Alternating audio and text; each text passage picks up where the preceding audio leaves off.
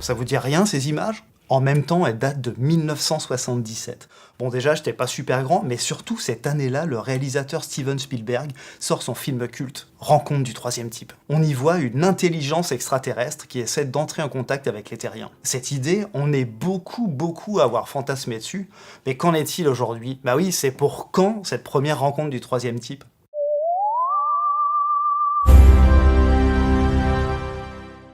Depuis l'Antiquité, on se demande si d'autres formes de vie existent dans l'univers. Mais le début de la recherche scientifique, ça date précisément de 1953 avec l'expérience de Stanley Miller. Lui et son prof, Harold Urey, arrivent à démontrer qu'on peut créer des molécules organiques à partir de molécules inorganiques, comme du méthane ou de l'eau. Comment ? En les bombardant d'arcs électriques. Ils apportent pour la première fois une hypothèse crédible pour expliquer l'apparition de la vie sur Terre. Stanley Miller finit sa carrière comme professeur d'exobiologie. D'exo quoi ?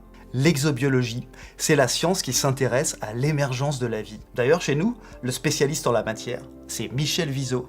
Les molécules que l'on retrouve dans la vie terrestre sont en fait connues un peu partout dans l'univers. Mais elles sont quand même relativement rares et en petite quantité. Dans notre système solaire, il y a des molécules de ce type-là, bien sûr, mais on n'a pas encore trouvé une forme de vie extraterrestre. Une forme de vie sous forme de micro-organisme. Parce qu'une forme de vie qui nous ressemblerait, aussi bien dans le système solaire qu'ailleurs, ça relève de la science-fiction. C'est pas vraiment de la science. Ah, je sens que Michel vient de vous décevoir. I am very disappointed. Mais attendez de voir la suite. Tenez, les exoplanètes par exemple, on s'intéresse de plus en plus aux atmosphères de ces planètes qui sont à l'extérieur du système solaire, très loin de nous. Un jour, on pourra peut-être y détecter des biosignatures qui témoigneraient de la présence de formes de vie quelque part. Il y a beaucoup de missions qui vont étudier les exoplanètes. La prochaine mission européenne qui va s'y attacher, c'est Ariel, qui va analyser l'atmosphère des planètes. Mais ce sont des planètes de la taille de Jupiter, qui font environ 300 fois la masse de la Terre, peut-être 1000 fois le volume. Et donc, ce sont des planètes qui ne sont pas habitables. Et c'est pas là que l'on va aller chercher des biosignatures. Ça reste encore un pari fou. Et on travaille sur des télescopes pour aller chercher des signes de vie, éventuellement, sur des planètes de la taille terrestre. Et ça, c'est un projet à 50 ans. Ok, bon. Pour les exoplanètes, c'est toujours pas ça. Regardons maintenant à l'intérieur de notre système solaire. Actuellement, il y a 3 candidats susceptibles d'abriter la vie. Europe, qui est un satellite autour de Jupiter, Encelade autour de Saturne, et Mars, la planète rouge.